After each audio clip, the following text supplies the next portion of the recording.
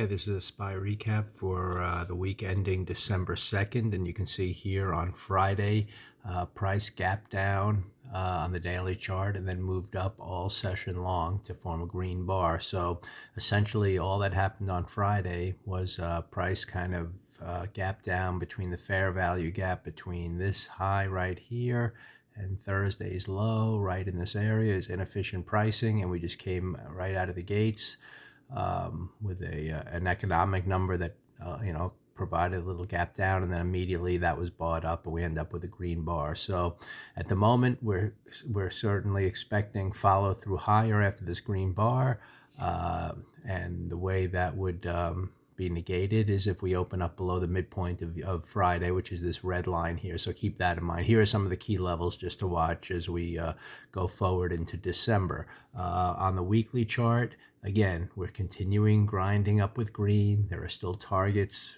up here and up here if price wants to continue. So again, as always, we're going to keep in mind the midpoint of this bar as well, should we start down below the red line, and see if we can really get some momentum to get a 2 down bar. If we can get that, I see something like a pivot machine gun forming here. But again, we have to get the 2 down bar on the weekly chart in order to start triggering some of these stops that I'm sure are in place. So it's just something to keep an eye on, but we're nowhere near at the moment a 2 down kind of weekly bar, unless you have some kind of a weekend news that would gap down. So keep that in mind. And even on the monthly chart, you're looking at a big hammer bar in November green that you do expect to continue higher towards these 2 targets that I've been pointing out for a while. Yes, we did open the month with a couple of days red from the open. So we want to see now on any upward move if we can take out this purple line, which is the, it's easier to see it here on the daily chart. This is kind of the open of the month right here. We've only had 2 days this month. So if we start up above the midpoint of the prior day and head higher, we really should be targeting, the high here on Thursday. And once we hit that level, we turn the month green as well to get full time frame continuity to the upside. So keep that in mind as well.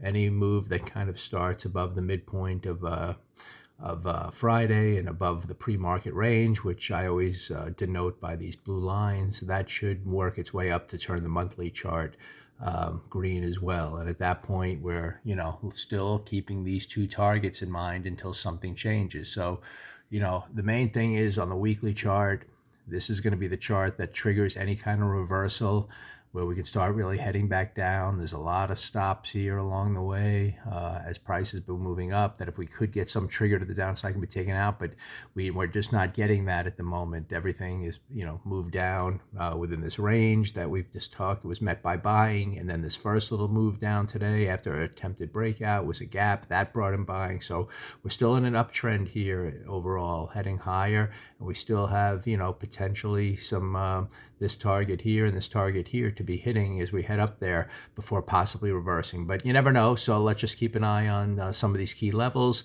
and just watch the structure overall. Again, we'll start on Monday, midpoint of the Friday, either up or down.